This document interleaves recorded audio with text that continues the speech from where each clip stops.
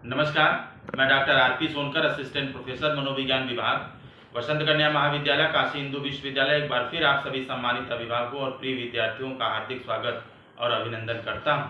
प्रिय विद्यार्थियों, आज हम लोग एक दूसरे प्रैक्टिकल के बारे में बात करेंगे जो आपके पर्सनालिटी यानी व्यक्तित्व से संबंधित होगा।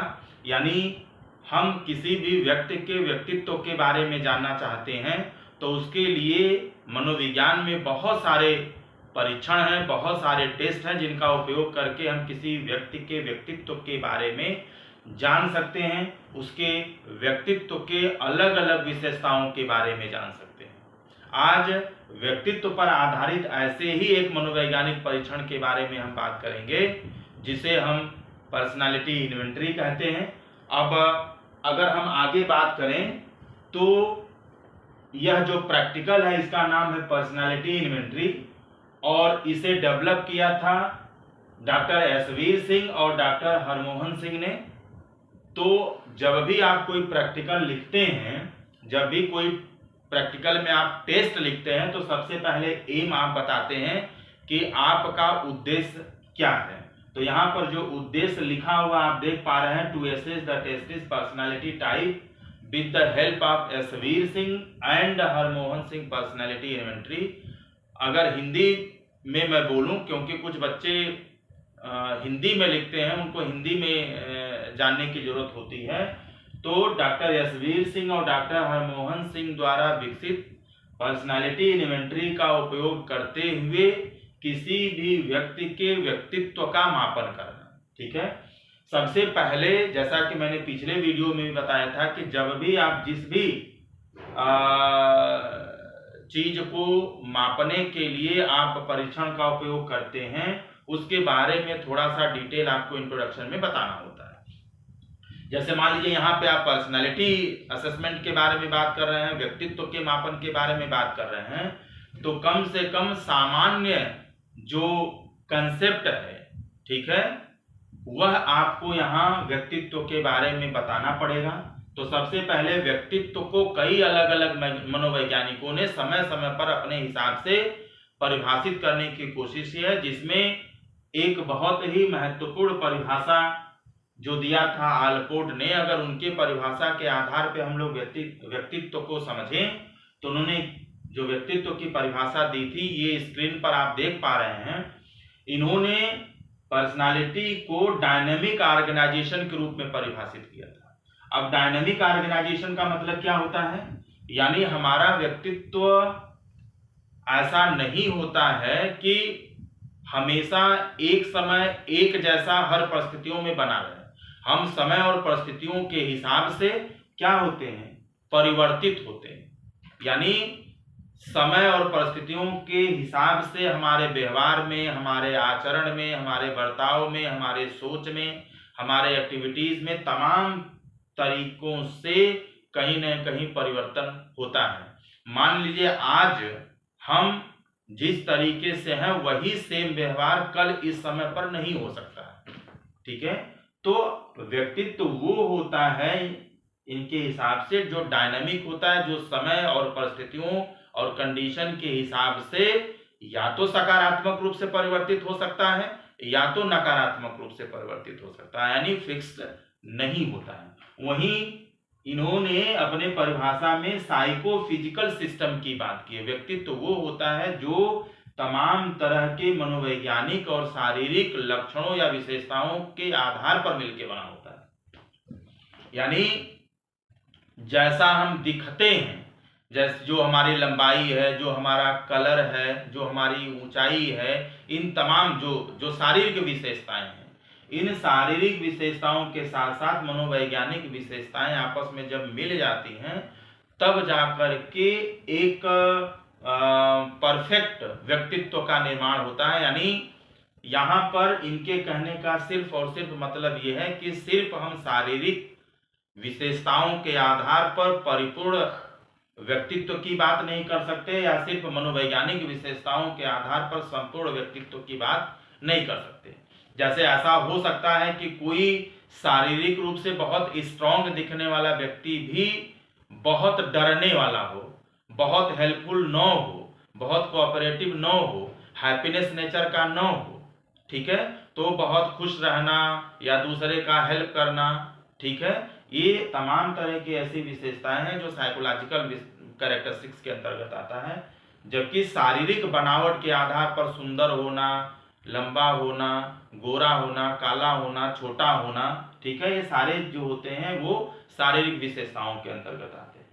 और तीसरी बात इन्होंने कही थी यूनिक एडजस्टमेंट की, यानी एक परफेक्ट पर्सनालिटी वही हो सकती है जिनमें समय और परिस्थितियों के हिसाब से समायोजन करने की उत्कृष्ट क्षमता होती है, ठीक है, चाहे वो घर में फैमिली मेंबर्स के साथ समायोजन करना हो, चाहे कोई बच्चा है तो स्कूल में फ्रेंड्स के साथ, टीचर्स के साथ समायोजन करना हो, या आपके कलीग्स के बीच में आपका समायोजन कितना अच्छा है, यानी आप जहां भी रहते हैं आपके आसपास रहने वाले लोगों के साथ आपका बेहतर समायोजन बनता है या नहीं बनता है, यह आपके व्यक्तित्व पर निर्भर करता है, यानी यह आपके साइकोफिजिकल सिस्टम पर निर्भर करता है। तो मैंने बहुत ही संक्षिप्त में इसको समझाने की कोशिश की है। अगर आगे हम बात करें तो ये आइजेंक की परिभाषा है जिसको आइजेंक ने 1952 में दिया था, जो आप स्क्रीन में देख पा रहे हैं। अब अगर हम आगे बात करें तो आप फाइल में आगे लिखेंगे कैरेक्टरिस्टिक्स ऑफ पर्सनैलिटी।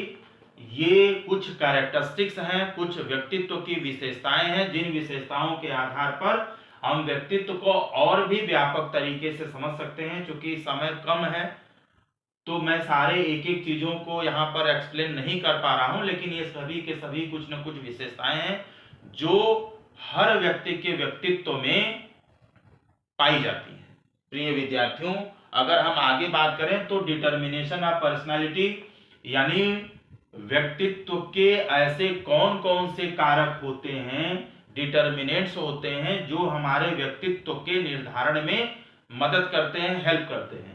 यानी ये जितने भी आप फैक्टर्स देख रहे हैं इनके आधार पर व्यक्तित्व का निर्धारण होता है, और इन्हीं के आधार पर किसी का व्यक्तित्व अलग तरीके का हो सकता है तो किसी का व्यक्तित्व दूसरे तरीके का हो सकता है। क्योंकि दुनिया में जितने भी लोग होते हैं सारे लोगों की पर्सनालिटी एक समान नहीं होता है, सारे लोगों के व्यक्तित्व की शारीरिक और मनोवैज्ञानिक विशेषताएं एक समान नहीं होती हैं। सारे व्यक्तियों का जो एडजस्टमेंट होता है, समायोजन की क्षमता होता है, वो एक समान नहीं होता है। और सारे लोगों के व्यक्तित्व की जो डायनामिक सिस्टम की बात हमने कहा, वह डायनामिक यानी किस समय किस तरह का व्यवहार करेंगे यह हर लोगों के व्यक्तित्व पर निर्भर करता है। तो ये व्यक्तित्व को निर्धारित करने वाले कारक के बारे में बात किया हमने। अगर मैं बहुत ही संक्षिप्त में बात करूं तो टाइप्स ऑफ पर्सनालिटी यानी व्यक्तित्व कितने तरीके का होता है, तो कई अलग अलग तरह के व्यक्तित्व की बात कई अलग अलग मनोवैज्ञानिकों ने की हैं, जिसमें से कुछ 2-3 प्रकारों की बात मैं यहाँ पर करूं तो जैसे type A personality and type B personality, ठीक है।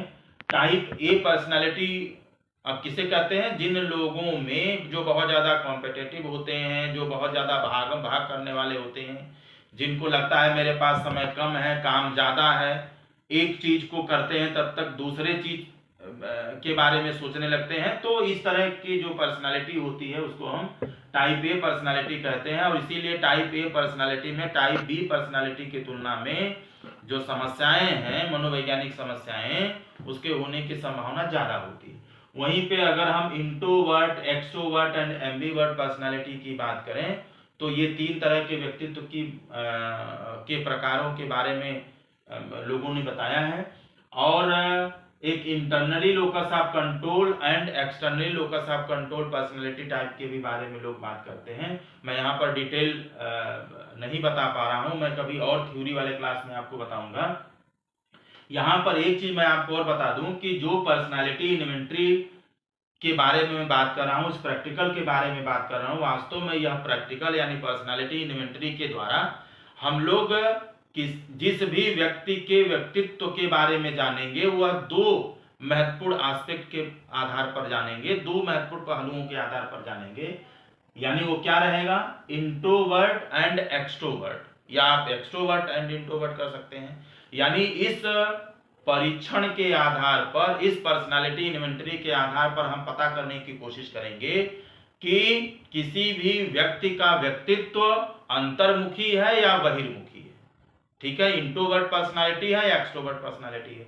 थोड़ी देर के लिए मैं अगर आपको समझाऊं कि इंट्रोवर्ट पर्सनालिटी और एक्सट्रोवर्ट पर्सनालिटी क्या होता है, यानी अंतर्मुखी व्यक्तित्व क्या होता है और बहिर्मुखी व्यक्तित्व क्या होता है। अंतर्मुखी यानी इंट्रोवर्ट पर्सनालिटी जिन लोगों में होती है, जो व्यक्ति इंट्रोवर्ट पर्सनालिटी के होते हैं, वो कहीं ना कहीं सेल्फ कंसंट्रेट होते हैं, यानी वो अपने आप पर फोकस्ड होते हैं। उन्हें ज्यादातर अपनी एनर्जी, अपना टाइम खुद पर व्यतीत करने में, खुद पर खर्च करने में जाता है, यानी उनका सारा का सारा ध्यान कहीं ना कहीं अपने आप पर होता है। ठीक है, ऐसे लोग सेल्फ अवेयर होते हैं, अपने बारे में लेकर के बहुत अवेयर होते हैं, अपने बारे में लेकर के बहुत चिंतित होते हैं, अपने बारे में हमेशा वो सोचते रहते हैं। ठीक है, और साथ ही साथ ऐसे लोगों में, जो लोग इंट्रोवर्ट पर्सनालिटी के होते हैं, कंफर्ट बीइंग अलोन, ठीक, डोंट मेक मोर फ्रेंड्स, ये कहीं ना कहीं अपने आप में अकेले रहने में इनको ज्यादा मजा आता है, ज्यादा संतुष्ट होते हैं। भीड़ से बहुत घबराते हैं, दोस्ती करने से घबराते हैं, लोगों से मिलने जुलने में इनको अच्छा नहीं लगता है, कंफर्ट फील नहीं करते हैं, अकेले रहना, मस्त रहना इनको बहुत अच्छा लगता है। साथ ही साथ जो इंट्रोवर्ट पर्सनालिटी वाले लोग होते हैं, ये लोग ग्रुप वर्क जो होता है या टीम वर्क जो होता है या लोगों के साथ मिलकर के कोई प्लानिंग करना, काम करना, इन लोगों को मजा नहीं आता है, इनके लिए डिफिकल्ट होता है। और साथ ही साथ ये लोग जो है वह ज्यादातर जो है लिख करके बात करना पसंद करते हैं। बात करके, यानी कोई भी चीज अगर इनको किसी को कहना है तो कोशिश करते हैं कि कम से कम इंटरेक्शन करना पड़े, कम से कम मिलना पड़े, कम से कम आमने सामने बात हो, बल्कि हम लिख करके कुछ दे दें या बॉडी लैंग्वेज से अगर हमारा काम चल सके तो वहां पर इस तरीके से लोग। तो इंट्रोवर्ट पर्सनालिटी के ये कुछ लक्षण मैंने बताया, और जस्ट जब आप एक्सट्रोवर्ट यानी बहिर्मुखी व्यक्तित्व के बारे में जानेंगे तो ये सारी चीजें जस्ट इसके उल्टा हो जाएंगी। जहां पर ये सेल्फ कंसंट्रेट होते हैं, वहीं पर ये दूसरे के बारे में बहुत ज्यादा सोचते हैं। इनको मिलना जुलना, दूसरे के घर आना जाना, दूसरे के बारे में जानना, अपनी बातें दूसरे के साथ शेयर करना, दूसरे की प्रॉब्लम को सुनना, दूसरे का हेल्प करना, ये सारी चीजें इन्हें बहुत पसंद है। दूसरे के लिए थोड़ा सा ये चिंतित भी होते हैं, ग्रुप वर्क में इनको काम करने में अच्छा भी लगता है। ठीक है, दूसरे को हेल्प करना अच्छा लगता है। तो ये सारी चीजें एक्सट्रोवर्ट पर्सनालिटी की कहीं ना कहीं विशेषता होती है। मैं यहाँ पर इन दोनों को इसलिए आपको डिस्क्राइब कर रहा हूँ, बेहतर तरीके से समझाने की कोशिश कर रहा हूँ, क्योंकि जब हमारा परिणाम इंट्रोवर्ट या एक्सट्रोवर्ट आता है तो आपको यह जानना होगा कि अगर इस व्यक्तित्व परीक्षण के आधार पर अगर हम यह पाते हैं कि किसी व्यक्ति का जो व्यक्तित्व हो अंतर्मुखी है, तो अंतर्मुखी है मतलब उसमें ये सारी विशेषताएं होंगी। बहिर्मुखी होगा मतलब जस्ट इसके अपोजिट विशेषताएं होंगी। तो किसी व्यक्ति का व्यक्तित्व अंतर्मुखी होने का भी एक फायदा होता है और बहिर्मुखी होने का भी कहीं ना कहीं एक फायदा होता है। यानी इसी व्यक्तित्व के आधार पर हम उस व्यक्ति के लिए एक प्रिडिक्शन कर सकते हैं, उसे बेहतर कोई चीज हम सजेस्ट कर सकते हैं।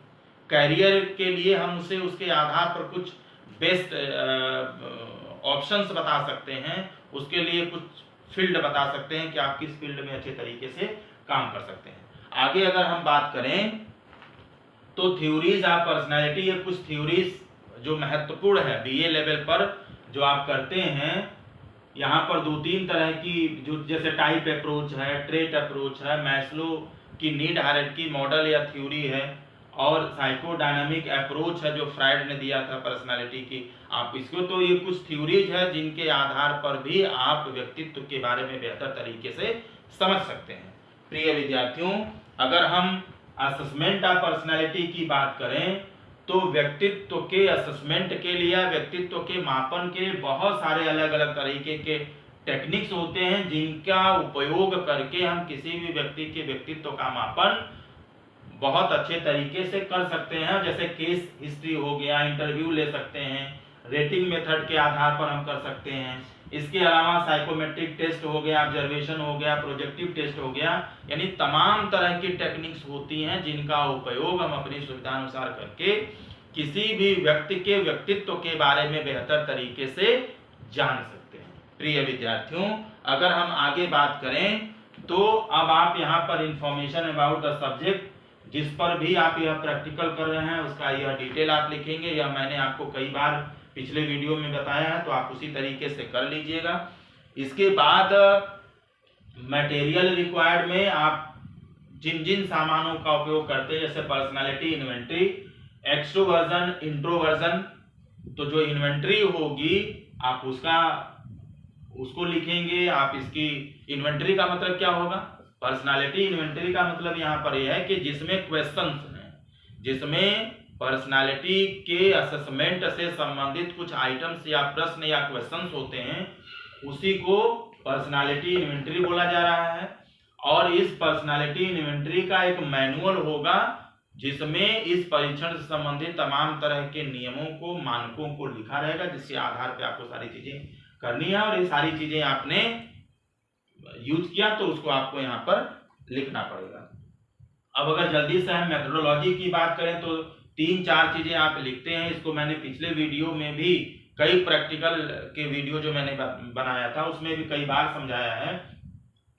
प्रिलिमिनरी अरेंजमेंट, जहां पर प्रैक्टिकल से संबंधित जितनी भी तरह की व्यवस्थाएं होती हैं उसको आप पहले से अरेंज करके रखते हैं, व्यवस्थित करके रखते हैं, क्योंकि जैसे ही आप लैब में, साइकोलॉजी लैब में आप प्रैक्टिकल करेंगे तो आपको प्रैक्टिकल के दौरान किसी भी तरह की समस्या न हो। वहीं इंस्ट्रक्शंस की बात करें तो आप इस पर्टिकुलर सिचुएशन में आप अपने सब्जेक्ट को यह समझाते हैं कि यह व्यक्तित्व मापन से संबंधित एक महत्वपूर्ण मनोवैज्ञानिक परीक्षण है जिसमें कुछ प्रश्न दिए गए हैं। आप उन प्रश्नों को पढ़ते जाइए और जो उत्तर आपको पहली बार समझ में आता है आप उसको टिक करते जाइए।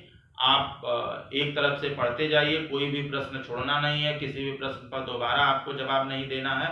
ये सारी चीजें होती हैं जो आपको इंस्ट्रक्शन में समझाना होता है। प्रोसीजर में शुरू से लेकर के अंत तक सारी चीजें लिखते हैं। प्रिकॉशंस यानी सावधानियां में आपको यह ध्यान देना होता है कि किसी भी तरह की कमी न रह जाए, किसी भी तरह की अव्यवस्था न हो जिससे आपका यह प्रैक्टिकल त्रुटि पूर्ण हो जाए। तो उन त्रुटियों से बचने के लिए प्रिकॉशंस करना बहुत जरूरी है।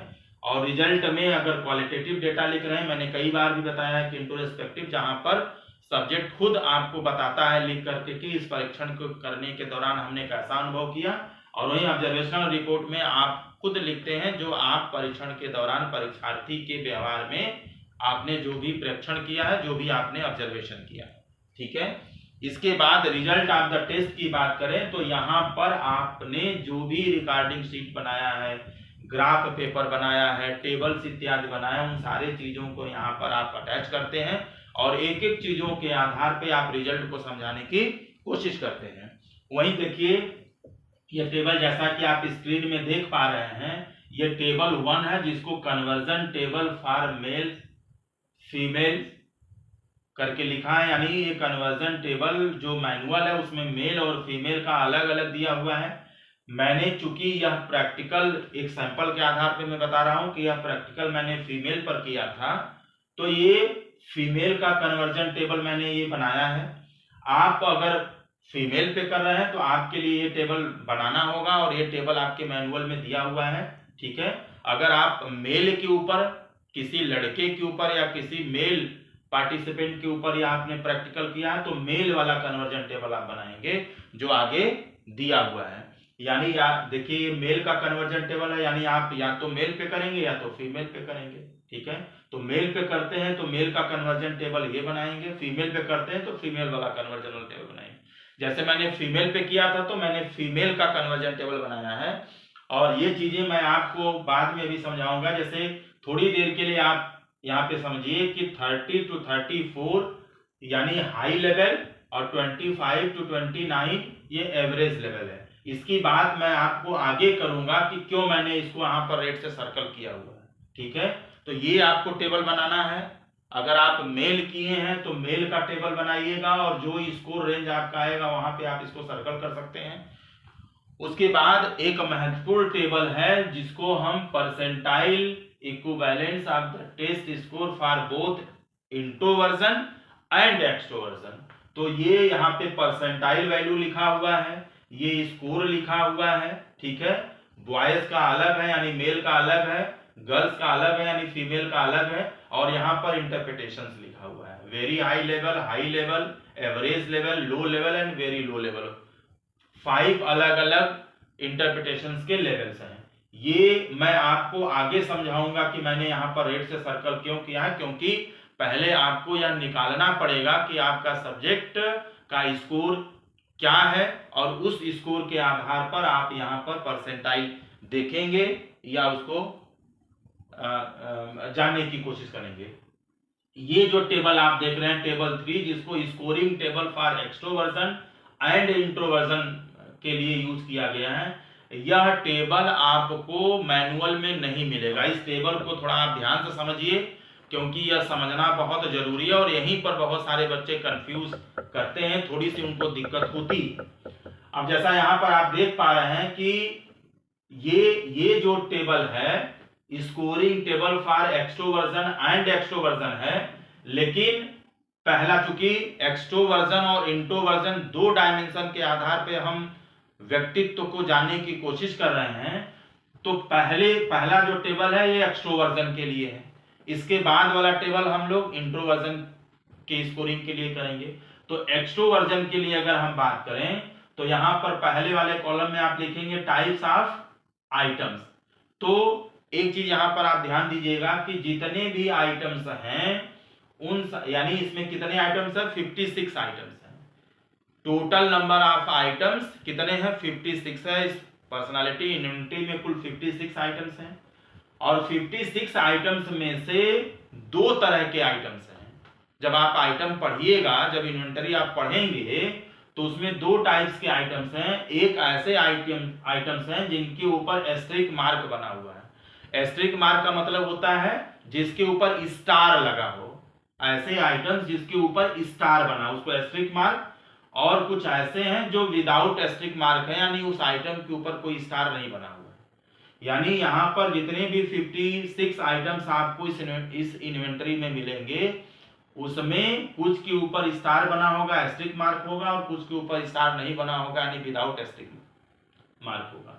अब यहाँ पे क्या लिखा है, number of items with asterisk mark, यानी वो आइटम्स जो एस्टेरिक मार्क वाले हैं जिनके ऊपर स्टार लगा हुआ है। इसमें लिखा है सीरियल नंबर ऑफ आइटम्स, यानी ये जितने भी 33 आइटम्स हैं जो आप देख पा रहे हैं, ये सभी के सभी 33 आइटम्स ऐसे हैं जिनके ऊपर स्टार लगा हुआ है, एस्टेरिक मार्क है। उनका सीरियल, जैसे आइटम नंबर 3 हो गया, चौथा हो गया, 5वां हो गया, 6वां हो गया, से लेकर के ये 55 तक जो आइटम्स है 33 सब पे स्टार लगा हुआ है। वहीं एस रेस्पॉन्सेस का मतलब क्या हो गया कि इन सभी 33 आइटम्स जिनके ऊपर एस्टेरिक मार्क लगा हुआ है, उसमें से कितने ऐसे आइटम्स हैं जिन आइटम्स पर आपके सब्जेक्ट ने एस लगाया है।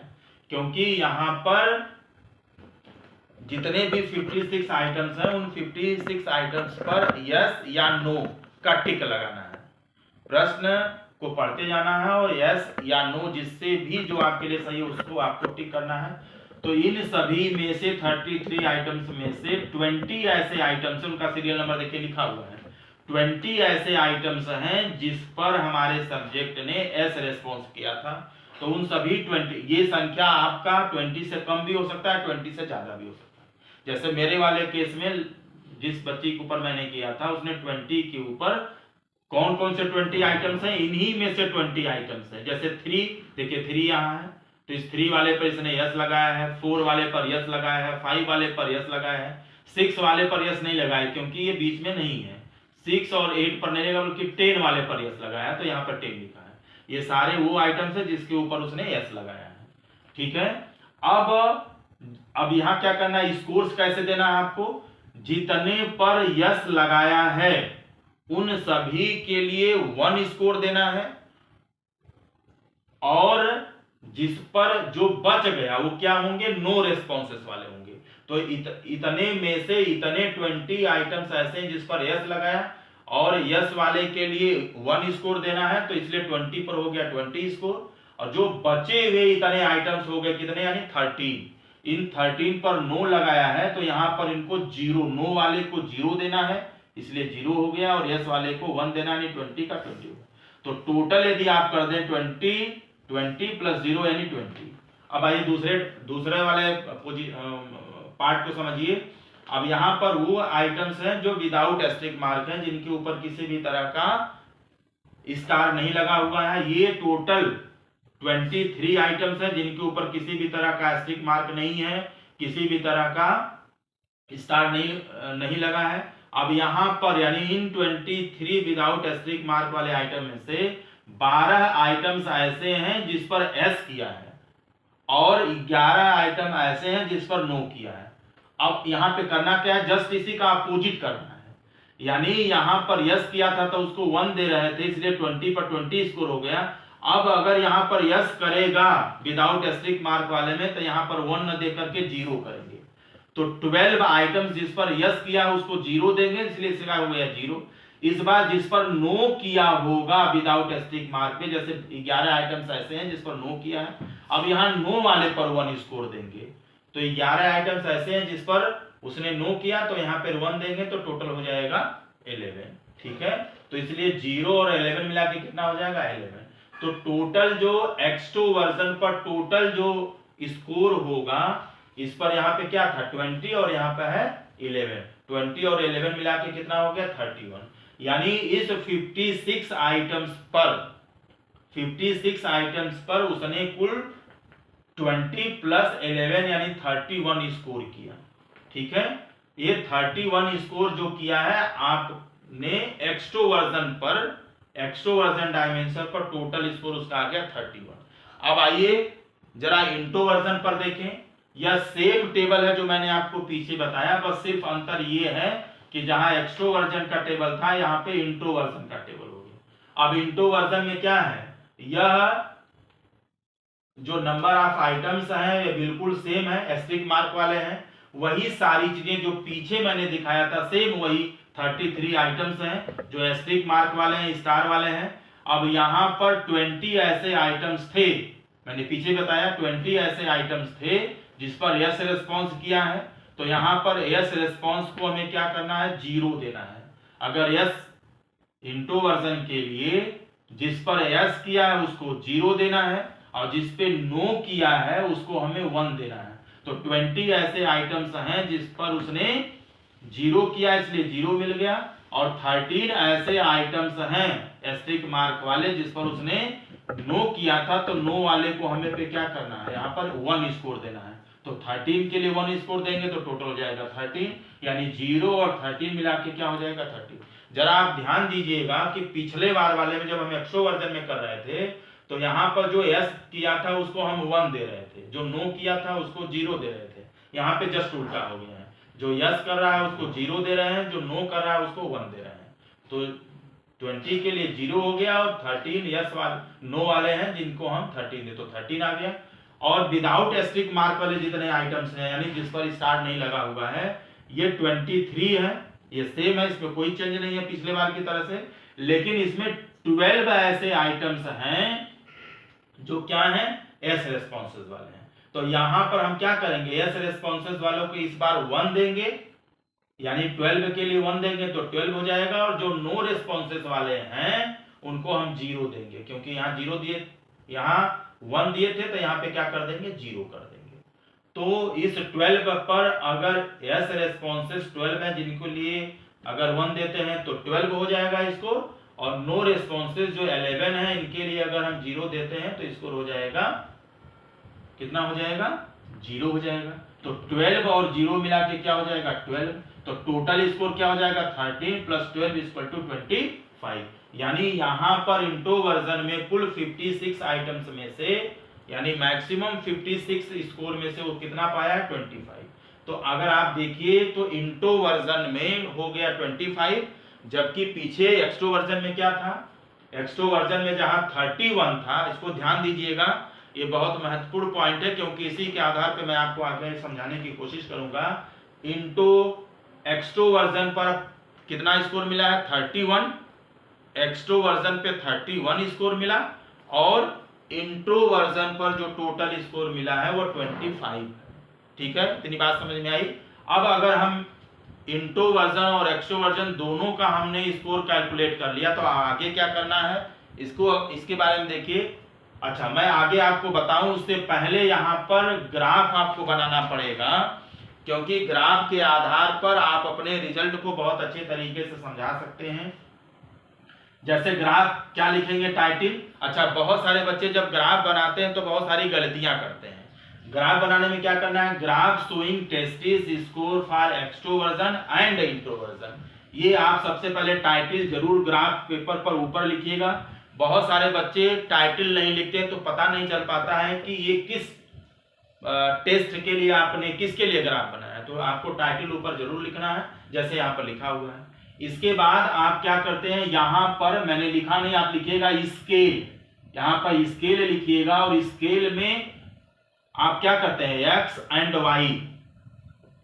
वाई दो एक्सिस रहता है जिस पर आप ग्राफ बनाते हैं।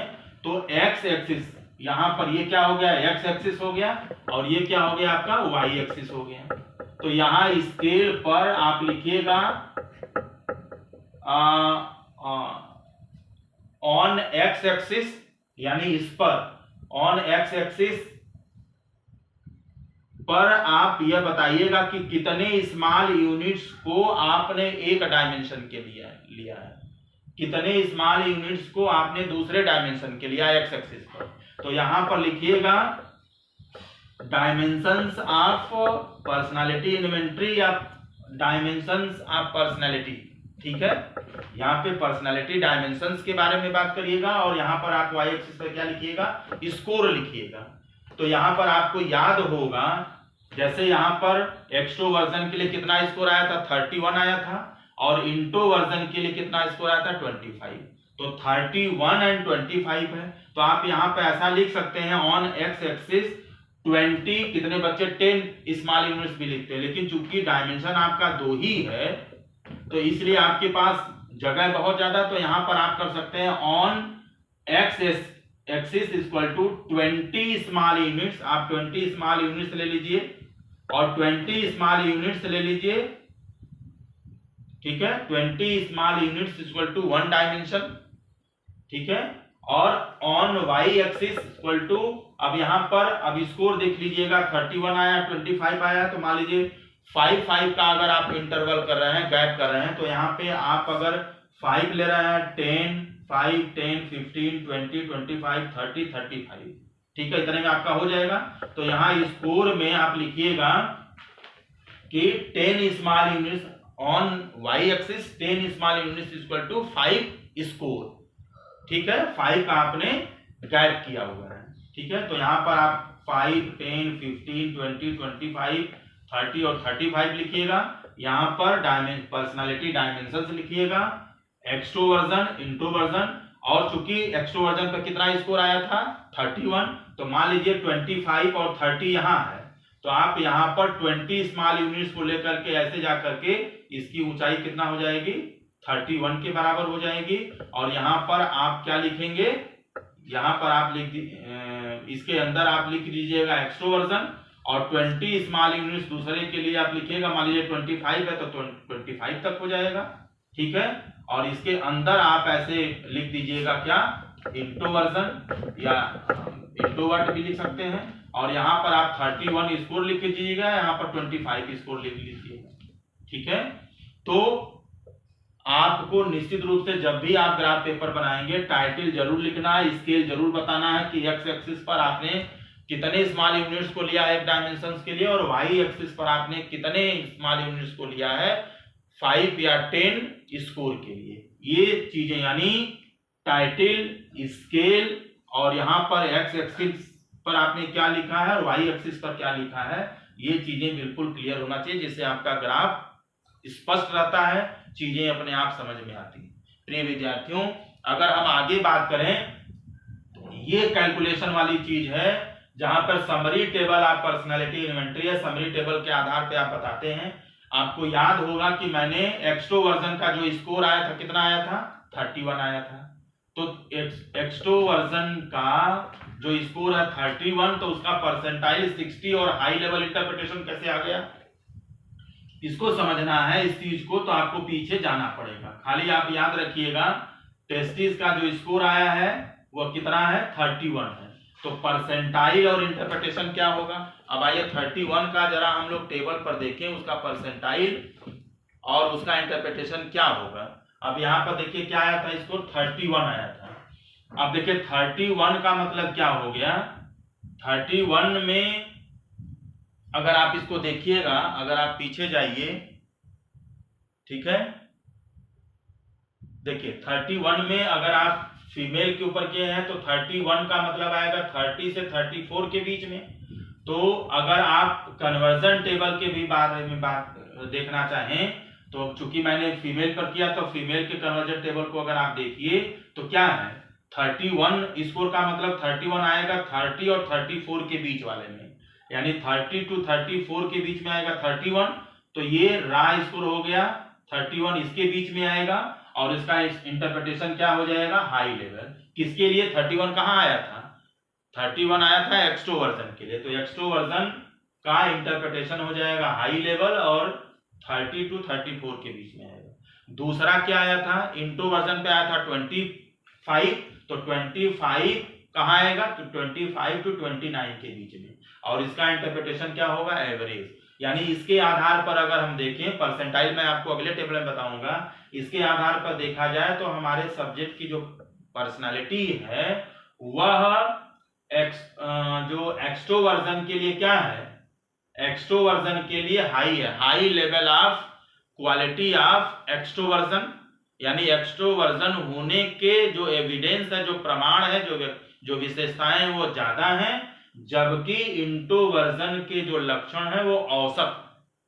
ठीक है, इसी तरीके से अगर आप यहां पर देखें तो क्या है, स्कोर आया था एक्सट्रोवर्जन के लिए कितना 31 किस पर, मेल पर कि फीमेल पर, ये मेल का है, बॉयज का है, ये गर्ल्स का है, तो गर्ल्स में हमें देखना है क्योंकि गर्ल्स के ऊपर मैंने किया था, ठीक है, फीमेल के ऊपर, तो फीमेल का जो 31 स्कोर जो आया था एक्सट्रोवर्जन के लिए वो कहां आएगा, इसमें 31 एग्जैक्ट नहीं दिया है, 30.6 दिया है, तो यहां पर नियरेस्ट स्कोर देखा जाता है, तो नियरेस्ट किसके होगा 30.6 यानी 0.4 की कमी है, तो इसका मतलब ये 32 से ज्यादा वेरिएंस हो जाएगा, 29 से ज्यादा वेरिएंस हो जाएगा, तो जो 31 स्कोर है एक्सट्रोवर्जन का वो 30.6 के नियरेस्ट मात्र 0.4 की कमी है, यानी जो वैल्यू 30.6 के लिए होगा वही 31 के लिए भी होगा,